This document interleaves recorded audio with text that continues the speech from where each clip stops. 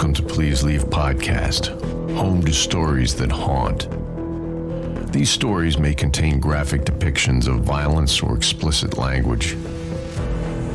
Listener discretion is advised.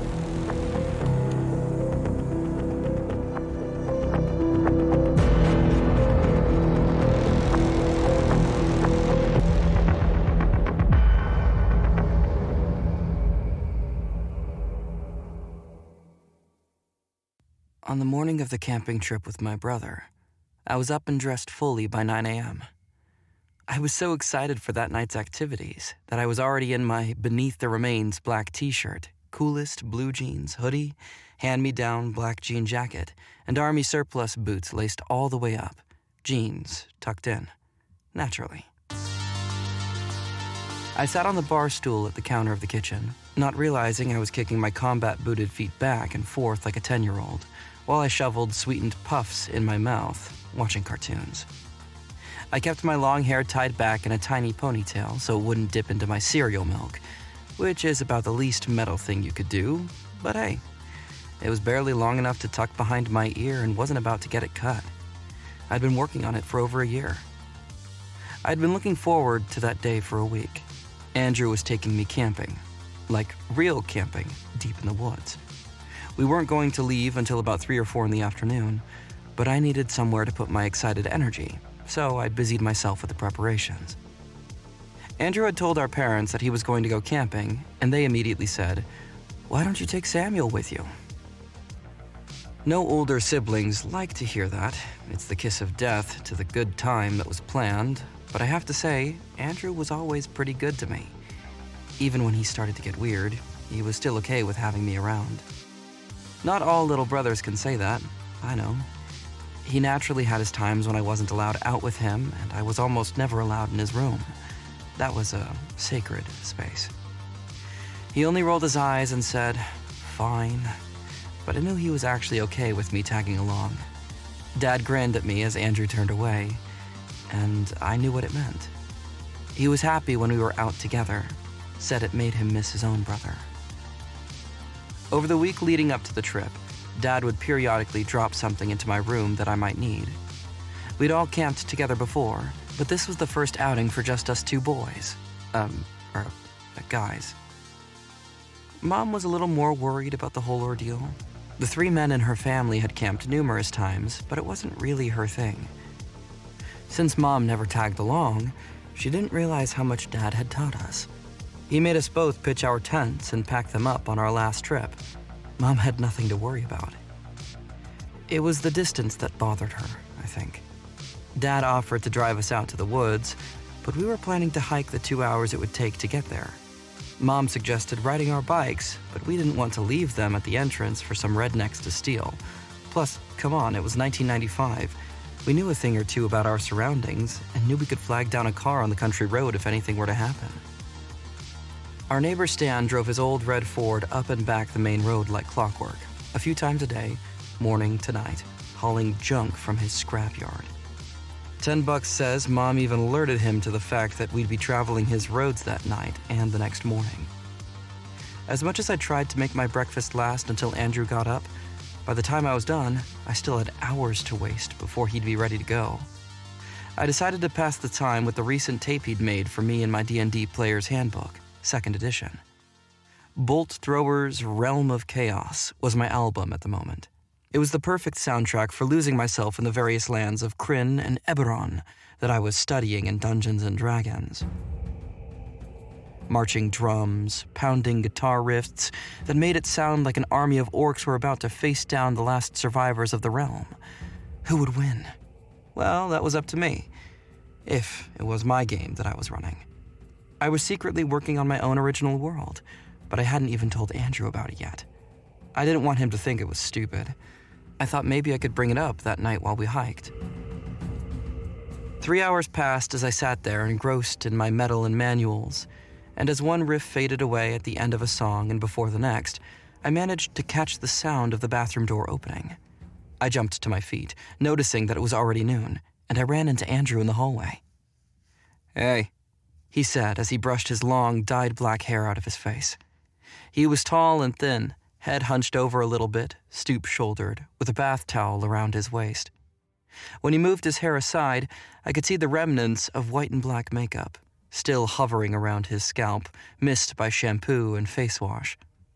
His eyes were a little sunken, but maybe it was the smeared eyeliner. You're great at putting that stuff on, but maybe I'll have to be the one to teach you the art of taking it off, laughed Mom as she weaved between us, holding a laundry basket. Mom, groaned Andrew as he pushed past me to open his door.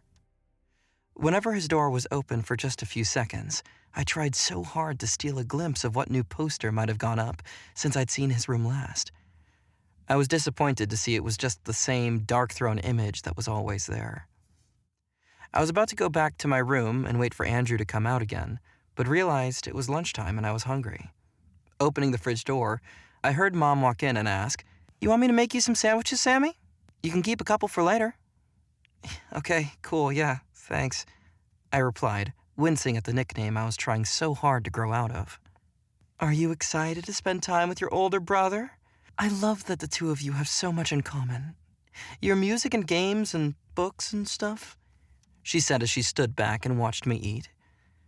"Sure, it's always fun," I said, taking another bite. And it really was, even though I knew this time we were on a more serious quest. But I had to keep up the charade that this was just another family camping trip, minus Dad, of course. "Well, stick close to him, okay? I worry about you two out in the woods all night, all alone," she said for the 100th time. "I will. It'll be fine," I promised. After lunch, I just sat on the edge of the porch, anxiously dangling my legs until Andrew was done getting ready. You see, we weren't just going on your average camping trip. We were going to make some music. Andrew wanted to record the sounds of an ancient forest so we could add it to his demo tape that he was working on. I didn't quite know what that meant, but he said the sounds of the woods would add a real, deep, dark understanding of his music. We planned on setting up a couple of microphones and recording the trees, the wind, the animals, the creek that ran through one of the hills. I thought it would sound awesome, and he said he'd credit me on his demo tape. I'd be a musician, or maybe a producer or sampler or something. Either way, I was just so excited to tag along and work on the tape with him. Andrew would spend hours in his room playing guitar with his headphones on. I'd hear the strumming of his electric strings, mutely recording onto an 8-track. He hadn't let me listen to anything yet, but I knew it was going to be just about the best metal album ever recorded. One night when Mom and Dad were gone, I could hear him inside doing the low, guttural vocals that we both loved so much. Then, once he'd locked those in a rhythm, he'd find his higher voice screeching into that microphone, his lyrics lost in the frenzied, demonic style that he'd developed. I dropped what I was doing in my room and started pounding on a couple of pillows like I was a drummer in his band, turning 3 of them into an 8-piece kit in my head, dreaming of backing him up while he screeched at the crowd. He'd been working on his demo tape for about 6 months and was getting close to finishing it. The recordings of the woods would be one of the final touches. I had to get it right and follow his instructions exactly because I knew absolutely nothing about recording. But I wanted it to be perfect. Andrew blew open the front door and stood behind me. "You all ready? Mom packed some food in there for us if you want to grab it." I jumped and turned to look at him. Black jeans, tall black boots, a faded Emperor t-shirt covered by his heavy black leather jacket. I loved that jacket.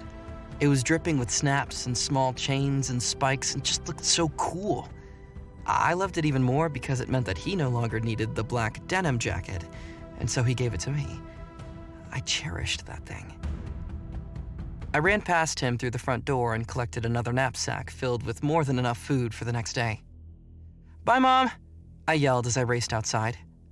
"Hold it!" Her voice came closer as she rushed through the living room and out onto the porch to find us standing there, hoisting our various bags onto our shoulders.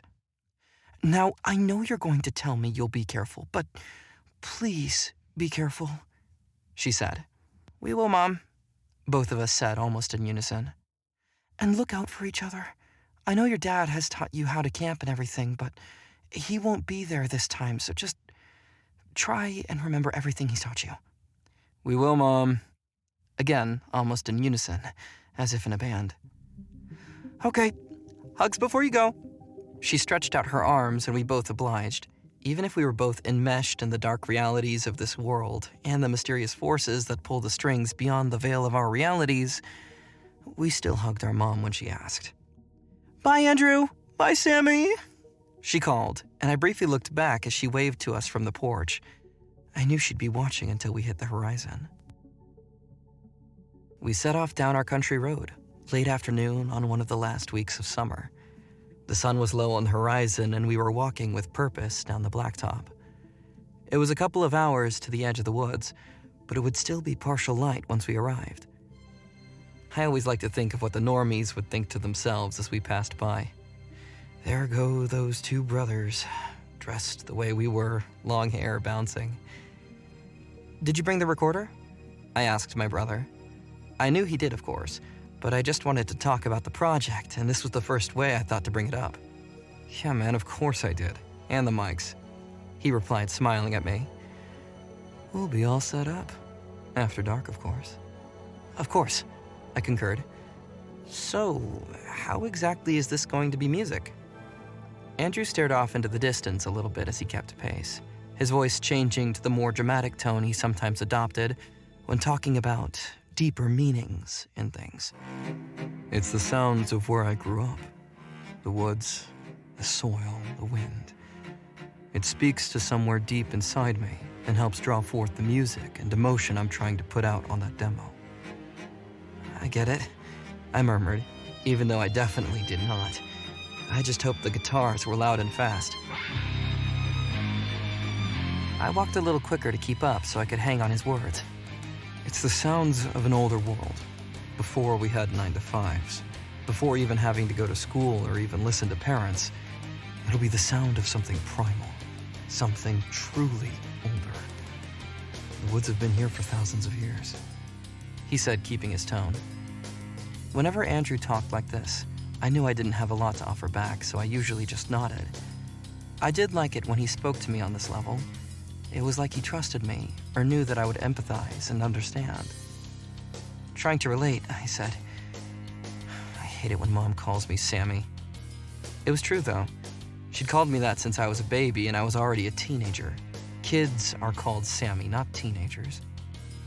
My brother laughed. "I get it. Took me a couple years to retrain her to Andrew from Andy for me. What would you rather be called?" I hadn't really thought of that. "Well, I've heard your friends call you something besides Andrew, right?" "Yeah. I've taken on the name and mantle of Fankill. That's what I plan to publish my first demo under," he said solemnly. Fankill? What's that from? Tolkien, of course. All of the greats have taken from him, and old mysticism. But who wouldn't want to name themselves after one of Sauron's lieutenants? He smirked a bit at this. My brother gave me my first copy of Lord of the Rings, and I knew how important those books were to him. But I also knew enough to know there was always a little humor mixed in with the seriousness. We walked on in silence for a short bit, the gravel crunching under our big boots, until Andrew asked me again, "Well, what do you want to be called?" I felt so grown up in that moment, like I'd been waiting to be asked that for years. I paused and thought. I didn't have a band. I didn't really know anyone who would call me by a chosen name anyway, besides my brother, so I always tossed it aside as a non-issue. I just knew I didn't like Sammy. I was too old to be Sammy. Before I could express my own confusion, Andrew looked at me smiling and said, "How about Samhain?" I didn't answer because I didn't know what that word meant. Samhain. I liked the sound of it though, so I asked, "What does that mean?" It's what we refer to as Halloween, sort of. It's a celebration in the old world of the night of October 31st, paying tribute to a great harvest before the colds of winter set in. Similar to our Halloween, it is a night where the veil between our world and the next is at its thinnest, and the spirits of the dead can most easily gain access to this realm. "Wow," I whispered. Samhain. It was a perfect fit. Do you like it? I love it. I paused for a few beats, thinking. Shyly, I asked, will you call me Samhain? Of course. Maybe not around Mom and Dad. They already think I'm enough of a bad influence, he said, and we both laughed. I immediately took off running down the blacktop road, both fists triumphantly in the air, and yelled, Samhain! And to my delight, my brother echoed me.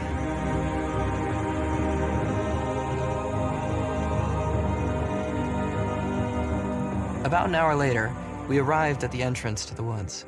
We'd played in these woods for hours as kids, but we had more serious business to attend to this time around. We adjusted our packs briefly, gave a look at the setting sun, and solemnly entered the forest as Fankill and Samhain, ready to record some truly evil music. The thing is, though, I never actually felt that evil about this music. It was faster and more bleak than a lot of the death metal that I'd listened to in recent years, but I was only 13. How evil could I be? In all honesty, I just loved the dramatic and terrible cover art of the CDs, the mysticism behind a lot of the names. I guess you could say that I liked the narrative more than I thought about any of the sort of infernal intention behind the music. It was just fun to me. Once we were nestled inside the canopy of trees, we found a couple boulders to lean against and eat some of the snacks and sandwiches Mom had prepared for us. Here, my brother said. I wanted to give this to you once we got into the woods. It's my old one. Thought it might fit you. I braced eagerly as he rooted around in his pack and pulled out a leather gauntlet, complete with 1-inch spikes. He gently held it out to me and I took it, delicately, barely able to contain my excitement. Andrew started wearing band t-shirts and boots years before, but it had only been 2 years since he started wearing leather, spikes, and occasionally knives that looked like they belonged on an ancient battlefield. I remember the first time he wore the gauntlet to the dinner table almost as an act of defiance in itself, and Dad told him to take it off. Dad was lenient, almost supportive in a lot of Andrew's new interests, but wearing weapons of medieval armies to the dinner table crossed a line. They argued for hours into the night over the simple piece of leather and steel. Andrew tried to bring it up that Dad liked Kiss, but Dad wouldn't hear of it. Gene Simmons doesn't wear leather bracers to the dinner table. Well, Kiss isn't even real metal, Dad. The leather was worn, smelled of sweat and smoke. The spikes weren't dull, but I wouldn't call them sharp either. I tried rolling up my jean jacket sleeve, but Andrew encouraged me to wrap the leather around the denim, covering my wrist up nearly to my elbow. Samhain receives his first gauntlet. Andrew smiled and said. I held it up, looked at it. It was a little uncomfortable, but I wasn't going to say anything about that. After the sandwiches were finished, we threw our packs over our shoulders and trudged on. Andrew said we had a few more hours of hiking until we got to the spot he wanted to set up the recorder. Will we camp there for the night? I asked, trying to get my bearings of how deep into the woods we would go, the first twinge of nervousness hitting the back of my neck. We'll make a camp, but I don't plan on sleeping, he replied. What do you mean? We need to record at about 3 a.m. It's what is known as the Hour of the Wolf, the time when most births and most deaths occur, and when the original tragedy happened. Tragedy? Look, Samhain, we're not going to be just recording the forest. I do want to get that wind, the trees, the water, but there's something more I'm going for. What's that? I asked, and felt a little prickle of worry. Do you remember hearing about the Angus House fire about 6 years ago? He asked, his voice dropping mysteriously. Sure. Those teenagers were drinking keg beer and were screwing around, tried to light a fire in the fireplace. The cabin caught fire, killed all 3 of them. I'd heard the story as a cautionary tale whenever Mom had me light the candle, the fireplace, anything involving an open flame. Well, that's what they want you to think. It's possible they were drunk. It's possible they accidentally set fire to the cabin. But I think there was more going on there that night when all 5 of them died. What more could it have been? I mean, it was just a party, right? No. The Angus house has been around for years. Kids have gone out there back before hippies, to smoke weed, drink, hang out. But in the late 70s, there were people like us that started holding rituals. I think they attempted something 6 years ago and accidentally burned the cabin down. It is said that some nights, you can even hear them wailing in fear and pain as they succumbed to the flames. What does that have to do with recording the forest? I was still excited, but a little scared. The latter I wouldn't draw attention to. Tonight, at 3 a.m., when the veil of the night is at its thinnest, I plan to record the sounds of those people dying in the fire. And I hope to summon whatever they were attempting to summon that night. Summon? I knew how to summon and conjure in D&D, but what he was talking about sounded a little more real. It sounded strange. Do you know how to summon? I think so, but we'll have help. My friend Kieran is meeting us out there, he said carefully. I stopped dead in my tracks. Kieran? Yeah, he knows more about that side of magic than I do. You can record while I assist him with the ritual. You'll know what to do. But I thought it was going to be you and I tonight, I said, trying not to let my voice tremble. What a disappointment. Who was Kieran, and why did he have to get in the way of my brother and I? I wanted to...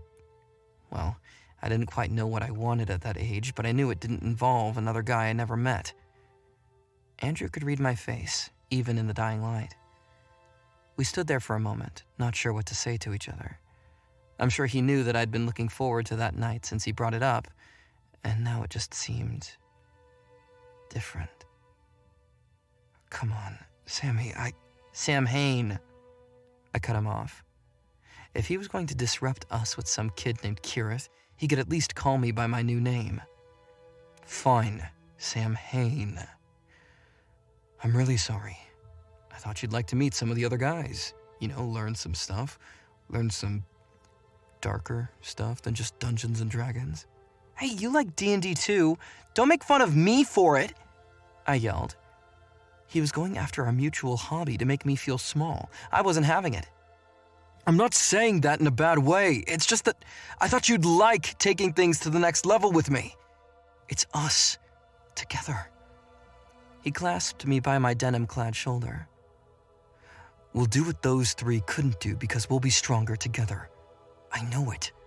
Come on. He gave my shoulder a squeeze, then gestured to follow him deeper into the forest.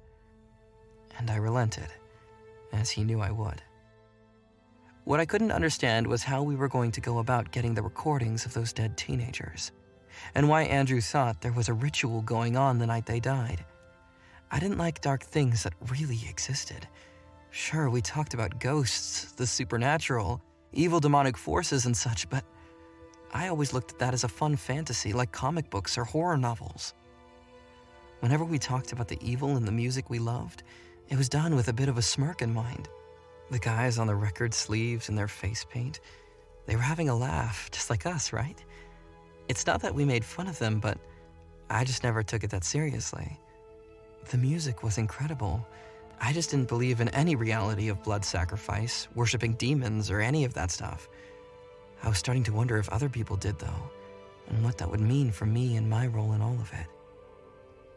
We walked on in silence for a while, my spiked gauntlet feeling more and more uncomfortable. I tried twisting it around a few times, but every time I adjusted, I pricked my fingers on the spikes. How did those guys in all the band photos deal with these stupid things? Who's this Kieran kid anyway? I finally managed. He's a friend of mine. Well, we hang out at the record store together sometimes. He's a little older, 19. He played in bands around here, has a fake ID. Pretty cool dude, but into some way extreme stuff. He's the one that told me about the Angus house being a ritual gone wrong. He thinks he knows what they were trying to summon. If there's anyone around here who would know, it would be Kieran. I was already intimidated by the guy, and I hadn't even met him yet. I could tell Andrew thought he was cool, but why? I was determined not to let the guy get one over on me. I'd be on the lookout for any bullshit and would be sure to call it out. "Hey, look! The rope's still up!" Andrew shouted, breaking me out of my reverie. I looked up and grinned ear to ear like a 13-year-old should. All thoughts of the older metalhead with the dumb fake Tolkien name dashed from my thoughts. 2 years before, we tied a rope to one of the upper branches of a strong tree to help us climb. We'd made a small clearing that we rolled rocks to and made our own little sanctuary in the woods. I was so preoccupied with not being my brother's center of attention that I hadn't realized we'd come across our own sacred space. The light was gone at that point, but the moon was high in the sky and full. "Did you know it was a full moon tonight?" I asked. "Of course I did. It's best for the occult ritual," smiled Andrew. "Now, get up there in that tree, use the rope." For a moment, I forgot that we were teenagers dressed in black and remembered us as kids.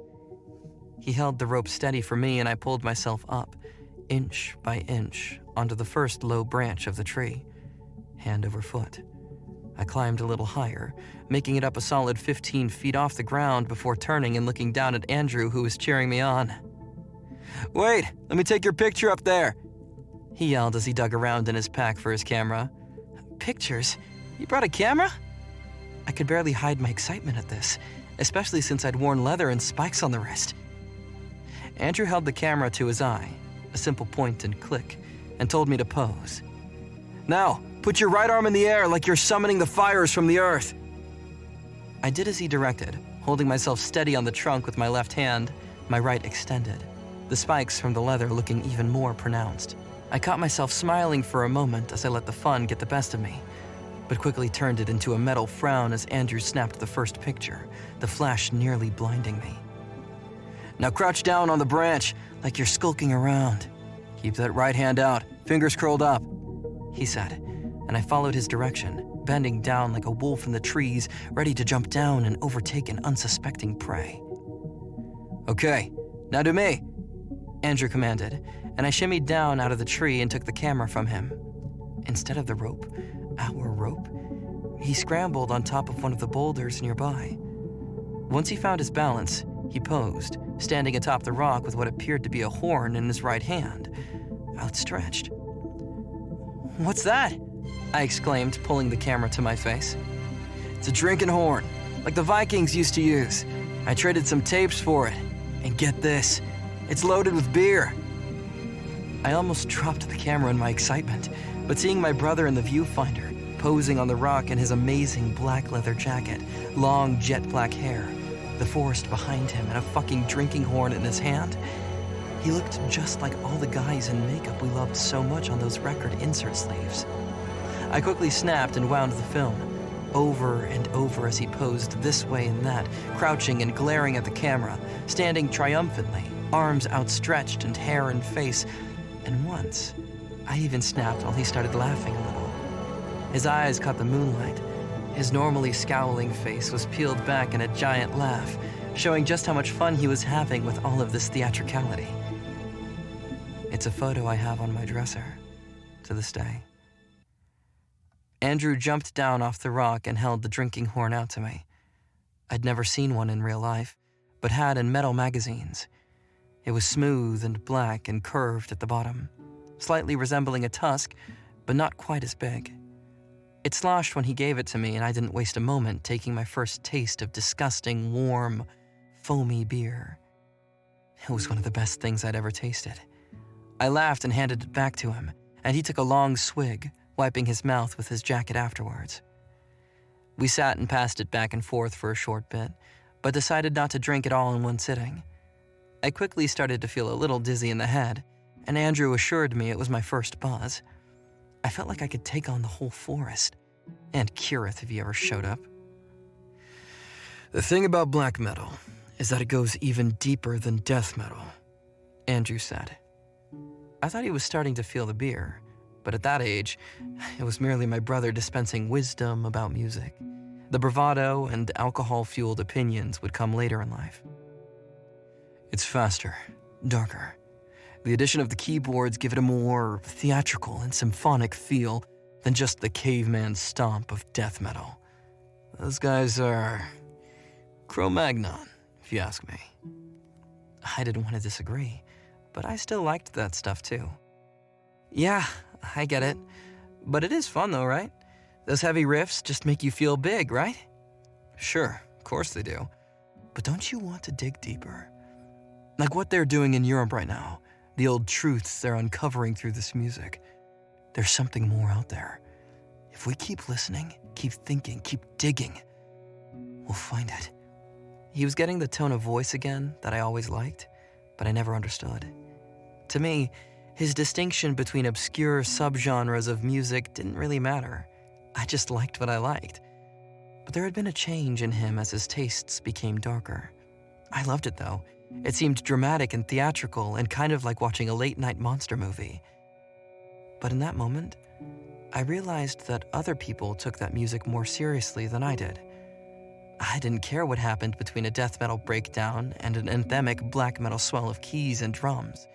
To my 13-year-old brain and heart, it all sounded equally dangerous and exciting. Okay, since we're going to be up all night, it's time for these, Andrew said as he rooted around in his pocket. Just take half for now. We'll take the other half later. He handed me a small white pill. What's this? No dose? Chuck or speed, it'll keep us up. It's like a pill form of when you drink Mountain Dew and play video games all night on the weekend, only stronger. We're not sleeping tonight, Samhain. Too much to do tonight. No time for sleeping. I took the pill from him, carefully split it in half, and immediately swallowed. I loved the idea of my brother sharing it with me, and it lent an air of importance to what we were about to do. We trudged on, over roots and soil, and I was starting to understand what Andrew was talking about. I felt a little more in tune with the forest. I felt connected with what was around me, and noticed how the trees swayed in the sounds just out of reach. Was it the amphetamine? Maybe. But I had a reborn mission, to record whatever mystical shit my brother wanted me to understand where he was coming from, and to learn about him and his connection to the forest. And maybe it would bleed over into me. Hail! Screamed Andrew as we crested a hill. Hail, thank you!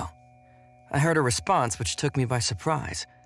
I hadn't heard another voice all night, but knew it must be his friend. A figure in the same uniform as my brother, black jeans, black leather jacket, stood holding a shovel. I noticed he had shocking blonde hair and was wearing the face paint I'd always seen in the magazines. A fully white face with black around the eyes and lips, turning to a frown that looked a little goofy at first glance, but maintained an air of eeriness that I couldn't shake. This was Kieran. He and my brother greeted like Vikings, clutching the wrists of the other briefly before pulling back. What's with the shovel in the holes, Kieran? That was curious. I've heard they've buried bodies out here.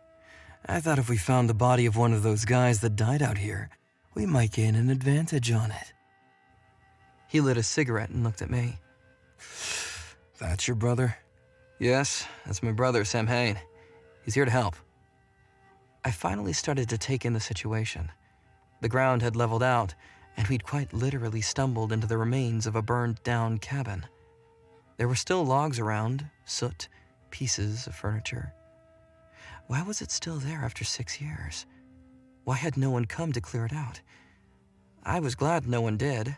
Looking at the moss and vines growing over the old house gave a clear sense that the forest was retaking the property.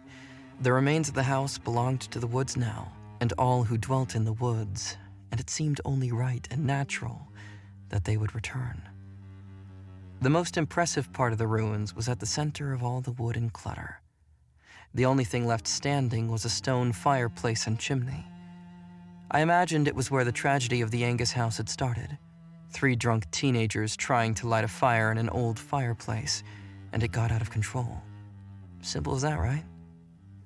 The stone chimney created a North Star, pointing straight up to the full moon.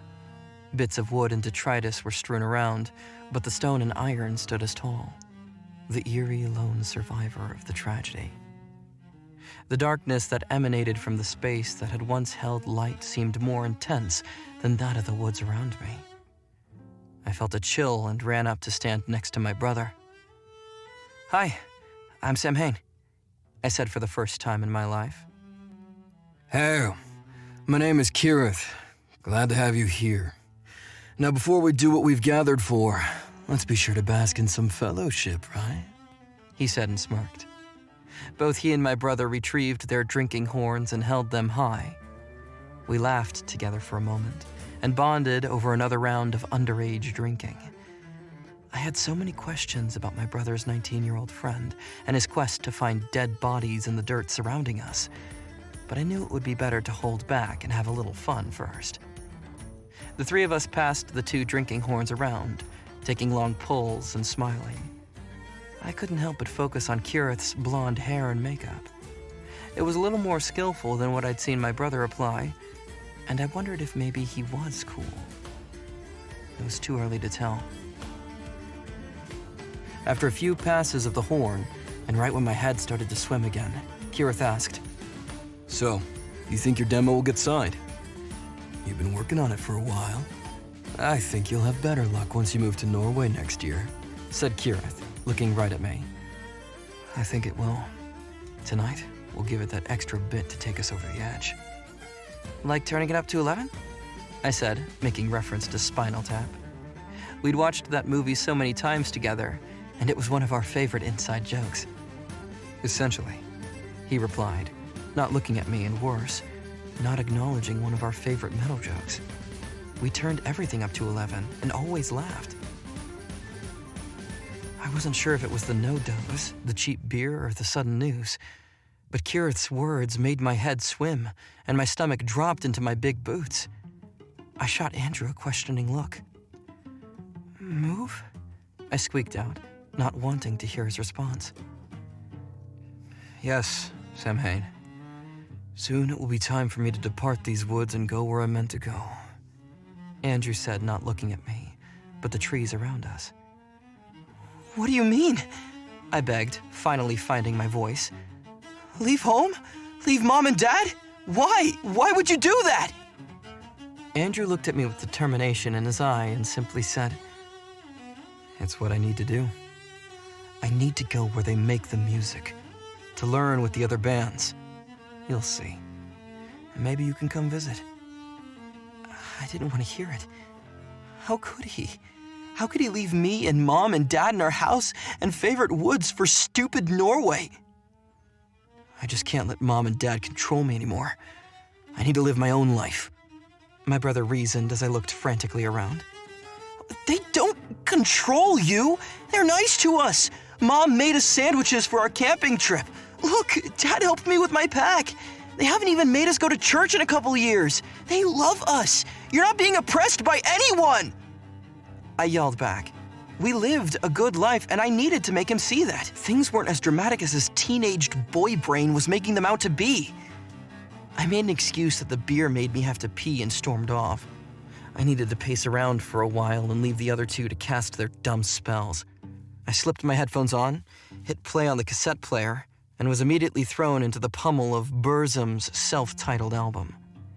I found a spot to take a piss, breathed in a few deep breaths, and let the previous 15 minutes catch up to me.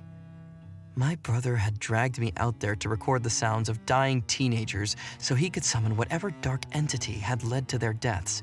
Also, his album would be successful and he could abandon me for Norway. Cool.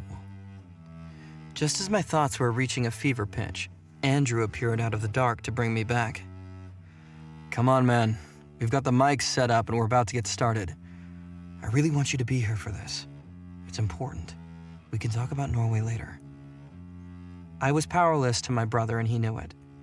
Knowing that he needed me was enough to pull me out of my soul coal, and I followed him back to the ruined cabin. As the clearing came into view, Gareth was adjusting the third microphone that he'd arranged on a pile of wood. "You okay, kid?" Gareth asked, and I thought I heard a tinge of sympathy in his voice. I pulled down the headphones and said, "Yeah, fine." "What are you listening to?" he asked and blew the dust off a mic. "Burzum," I said, resolutely, knowing it was one of the heaviest and most intense bands out there. Dude's a Nazi, you know? He reported, not looking at me, and placed a cigarette between his teeth. Wait, what? I was taken aback. Nothing, said Andrew. I'll tell you about it later, some new shit about him and Kieran. Jesus, I said and clicked the stop button on my tape, suddenly concerned about what else I didn't know about the world. Nazis?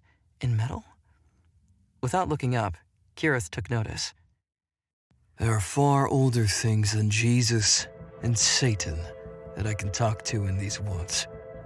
You'll see. How much longer? Asked Andrew. It was around 2 a.m. at this point, and if we were to get going by the hour of the wolf, it seemed important we start soon. Not long. Just want to make sure you get this on tape. I prepped the ritual last night. Andrew nodded, and I could see in his eyes that he was a little out of his depth. He nodded with confidence as if he'd prepped a million rituals in his life, but when he glanced over at me, I could see the uncertainty in his eyes. So are you still planning on wrapping each copy of the tape in a piece of a body bag? Dude, that's such a cool idea. I don't know. The first editions, at least. Maybe Samhain here will help me break into a morgue and get one. Has to be fresh, though. Our friends will know if it doesn't smell like a cadaver. Joked my brother. I wrinkled my nose and said, Wait, how does the average person know what a dead body smells like? And they laughed, but more seriously. Also, I want to go with you when you get the body bags. It's a joke, kiddo. Samhain. Nah, it was an idea we had a while ago. But let's see how we stand against the dark entities of the woods before we break into a morgue. Andrew always made sense when it came to that stuff. Kieran finished up the mic placement, while Andrew played with the portable recorder he'd unpacked while I had to run off to pee and sulk. I dug a flashlight out of my pack so I could get a better look at what he was doing with the recorder. I couldn't play guitar and used my pillows as drums, so I always thought maybe my role would be recording engineer, so I paid close attention to all the dials and buttons as he fidgeted with them. Andrew clicked a few last settings into place and smiled at me. This was the good stuff. In that moment, it felt like the trip might turn out to be what I'd hoped it would be. Just me and my brother making music because it was fun, without all the weird, dark crap he and Kieran were so preoccupied with. Kieran circled us up around a stump of a tree. Looking down, I saw he'd placed 5 stones in a circle on top, all painted with an ornate and very old-looking circular rune. He gave each one of them one last adjustment, and then looked up at us. Are you ready? Yes. Yes? Said Andrew and I in unison, him confidently and me less so. Kieran began speaking, but not in English. I knew it wasn't Spanish either, because that was the only other language I'd sort of recognized. I wondered if it was Elvish, but then remembered that was just some made-up gibberish for fantasy novels. Whatever it was low, breathy, with a lot of SHs and hard Gs, and I quickly lost track. His eyes were closed, and just as Andrew and I glanced at each other, 5 candles sprang to life, making me jump. I hadn't noticed them before, but there were 5 red candles placed in a circle around us, and the flame of each was burning tall and strong. Kieran's chanting grew louder, more confident. He babbled and grunted until it came to a crescendo that ended with him pulling up the sleeve of his leather jacket with one hand, then produced a curved blade in the other. I watched, transfixed, as he slowly drew it across his exposed forearm. As I turned to look at my brother, and he looked at me, the feeling that we were in over our heads passed between us, but I knew we would never admit to it. I heard the blood droplets tap, tap, tap on the leaves below, and with each tap, the candle flames swelled as if tiny drops of gasoline had been poured over them. I could feel the excitement in the air. The ritual was real. We were tapping into something. I had no idea what it was, but the exhilaration of being out there with my brother and actually maybe touching some sort of infinite spirit was an incredible feeling. And if we could conjure that magic so close to home, then fuck Norway. The wind started to rise, and I could feel the trees come to life, billowing in the dark, as if following our orders. As Andrew turned back to the center, he asked, You hit record, right? I looked down at the DAT recorder and pressed the button I had very much forgotten to push when the ritual started. With my only job for the night complete, I looked back to see what our leader would be conjuring next, only to find him floating about 2 feet above the ground. Andrew's jaw was slack as he stared at his friend, who had stopped chanting and simply floated, arms out to his side, one hand still clutching the knife that he had used to draw blood from his own body. And the wind had stopped. The flames had stopped flickering. Everything was still as a tomb. My brother continued to stare at Kieran, and I glanced back at the recorder to make sure I was still recording, anticipating that something big was about to happen. And then it did. By the blasted and burned out stone remains were 3 burnt, smoking human figures. They were covered in soot and grease, black against the dark night, but glowing just a bit in the candlelight. I trained my flashlight on them immediately and gasped as I noticed one was missing what should be an arm below their elbow. Their heads were bowed, almost in shame, as they shuffled around, almost as if they didn't know what to do or why they were there. I made my brother hold the flashlight so I could hold the recorder. I felt the blood drain from my face and held tight to the recorder so it wouldn't slip loose in my trembling hands. Kieran noticed them too as he floated, and I strained to see if his skin matched the white corpse paint on his face, as I was sure mine did. I gazed up at my brother, and it was all I could do to not reach out and grab onto him for comfort. Were they more of his friends? I hoped. As the 3 figures continued shuffling quietly and Kieran remained suspended in the air, I had no idea what to do. So I waited in that stillness, until one looked straight at us and opened its mouth 3 times as big as it should have been. A hellish, reddish white light emanated from deep within what must have been its throat, and it let out the most chilling and otherworldly scream I'd ever heard. It stared at us, mouth open, even after the scream subsided, and we stood stone still. Another one finally made eye contact with me. The same light emanated from its eye sockets, and that light was aimed right at me. It seemed to want to suck me in, to make me walk towards it. And I almost did, until Kieran's body, still hovering in the air, was suddenly bent nearly in half backwards, the tips of his long blonde hair touching the heels of his tall black boots. He didn't utter a sound, but I thought I heard cracks, and I didn't want to think about which bones were rendered useless, but it was impossible not to. As I watched his t-shirt ride up and his 19-year-old body nearly come apart at his stomach, the 3 beings with the hellish light screamed at Andrew and I again, and I was far too stunned to move my feet away from their place, even though every voice in my head told me to. This time, the screams were less otherworldly and more painful, and more full of sorrow. Even fear, as if they were watching themselves burn up all over again. A repeat of 6 years ago. The howling of sorrow in the woods grew and grew in volume until all 3 joined in, aiming what was left of their faces to the stars. Light from all 3 orifices, their 2 eyes and their cavernous mouths shot off into space and beyond.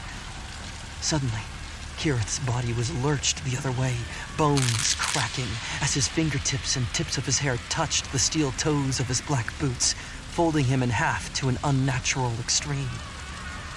He was pulled, slowly, as if some unseen force was tugging on a belt loop in the back of his jeans towards the fireplace. Andrew and I both finally found our voice, screaming like children. We managed to run towards the floating body, but were too afraid to get close because of the 3 figures screaming in unison like a choir. Kieran's body was pulled further and further to the blackness of the empty, abandoned fireplace. I should have done something. I don't know what I was supposed to do, but whatever it was, I should have done it. Those lights from their faces stopped me cold in my tracks, and even my leather gauntlet with the spikes on it couldn't help me against those things. Kirith's body was slowly drawn into the fireplace, and we quickly lost sight of his waist, his lower back and thighs, his elbows and knees neatly folded in half, touching each other. And just as we were about to lose him altogether, his neck snapped up, and he locked eyes with us, the terror on his face all the more powerful because his paint was somehow gone. He was a scared 19-year-old boy in that moment, face and sad eyes frozen in fear, and he disappeared in and up the dead fireplace. Gone. All of the lights around us went out, including the candles and the flashlight. I immediately realized how cold I was, and how alone if my brother hadn't been there. He finally came to and began shaking the flashlight. "Fucking thing! This fucking thing!" he said, panicking, trying to switch it on. "But wait!" I thought. Shouldn't Kirith appear at the top of the ruined chimney? How long to wait? Why wasn't he being pulled through the top by whatever force grabbed him? Where was he? The 3 burned bodies that had been screaming at the moon were gone. Did they follow the body up the fireplace? Is that where they came from in the first place? After what seemed like hours, I found my voice. "We have to go, now!" Andrew agreed and we took off. I unplugged the XLR cable from the recorder and let it drop to the forest floor, not worrying about any gear or anything else that wasn't attached to our person. We ran and ran and ran, and when we finally stopped because we couldn't run anymore, I saw my brother's face in the light, more scared than I'd ever seen him. I'd always looked up to Andrew, always knew he had things figured out, always knew he'd be around, be there, wherever there was. But after seeing another kid get crunched into a floating sea and sucked into a ruined fireplace, I wasn't sure where we stood. We trudged through the crunching leaves in silence, not talking about what we'd just seen. There was no talk of going back to check on Kirith. No talk of what those things around the fireplace were. No talk of retrieving the equipment. Just silence. Our heavy boots stomping and leaping over roots and low branches as fast we could. Low-hanging leaves cutting across our cheeks as we gasped for air. We finally made it to the main country road around 5 a.m. And just as expected, old Stan's truck came roaring towards us. Just as it always did, every morning at 5 a.m., every evening at 5 p.m., like clockwork. There was no exchange. He just slowed down when he saw us. He knew that we were good kids, despite the fact that we were decked out in black leather and t-shirts that'd make your grandmother weep at Christmas. We jumped in the back of the truck and actually dozed off for a few moments. The last thing I saw before I drifted off was Andrew's hair, whipping in the wind all around him as his eyes grew heavy. The front door creaked and the wood floor creaked and both of our bedroom doors creaked when we snuck our way back home, earlier than expected. I couldn't tell if I was half drunk, half scared, or half stupid, but I ambled my way down the hallway as the morning light started to show through the windows of our old house. The old house that our parents worked so hard to keep together, while we expressed this weird rebellion in our search for an identity and a thrill. We both stopped to look at each other as we twisted our bedroom doorknobs quietly. "So, are you moving to Norway?" I asked.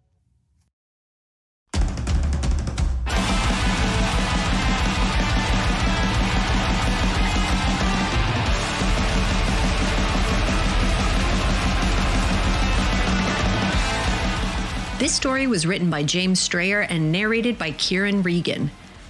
Our Patreon is officially live, so for more stories that haunt, as well as a behind-the-scenes look at what we do and why we do it, you can join at patreon.com/PleaseLeavePod.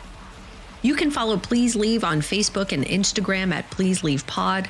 Our email is pleaseleavepod@gmail.com, and our website is pleaseleavepod.com. This has been a Two Penguins Media production. Quack.